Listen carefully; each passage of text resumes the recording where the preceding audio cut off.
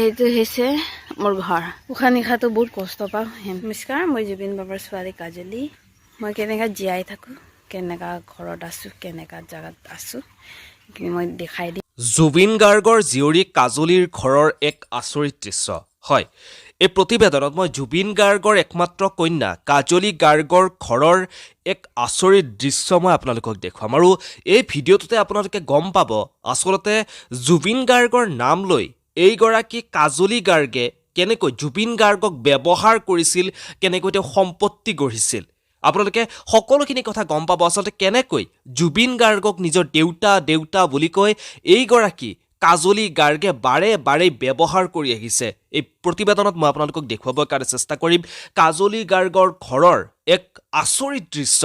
এই প্ৰতিবেদন আপোনালোকে শেষলৈ চাব বুলি আশা কৰিছোঁ। যিহেতু জুবিন গাৰ্গৰ মৃত্যুৰ পিছতেই সামাজিক মাধ্যমত এইগৰাকী কাজলী গাৰ্গ আহিছিল। কাজলী গাৰ্গ সামাজিক মাধ্যমত আহি তেওঁৰ মনৰ যিবোৰ কথা, সেই মনৰ কথাবোৰ সামাজিক মাধ্যমৰ জৰিয়তে কৈছিল। নিজকে জুবিন কন্যা বুলি চিনাকি দিছিল, কাৰণ জুবিন গাৰ্গে এখন ৰাজহুৱা মঞ্চত কৈছিল, এই কাজলী গাৰ্গ, কাজলীক মই এডপ্ট কৰিছোঁ, কাজলী মোৰ ছোৱালী। আৰু তেতিয়াৰ পৰাই এইগৰাকী কাজলী গাৰ্গে জুবিনক দেউতা আৰু গৰিমা শইকীয়া গাৰ্গক মা বুলি সম্বোধন কৰিছিল, তেওঁলোকক নিজৰ পিতৃ মাতৃ বুলি ভাবিছিল।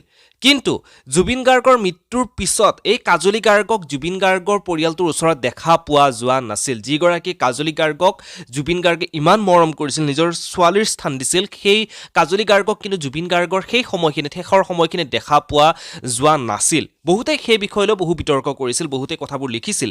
কিন্তু এতিয়া কথা হ'ল যে এই কাজলী গাৰ্গে সেইখিনি সময়ত আছিল নে নাই, সকলোখিনি কথা তেওঁ সামাজিক মাধ্যমত ইতিমধ্যে জনাইছে।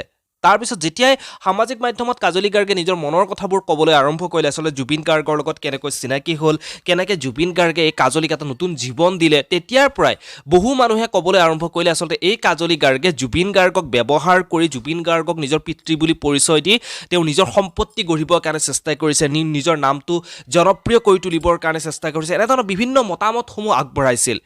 আৰু যদি কাজলী গাৰ্গে সেয়াই কৰিলে হয়, তেতিয়াহ'লে কাজলী গাৰ্গে আজি দুদিন আগত এটা ভিডিঅ' সামাজিক মাধ্যমত আপলোড কৰিছে, তেওঁ নিজৰ ঘৰৰ দৃশ্য।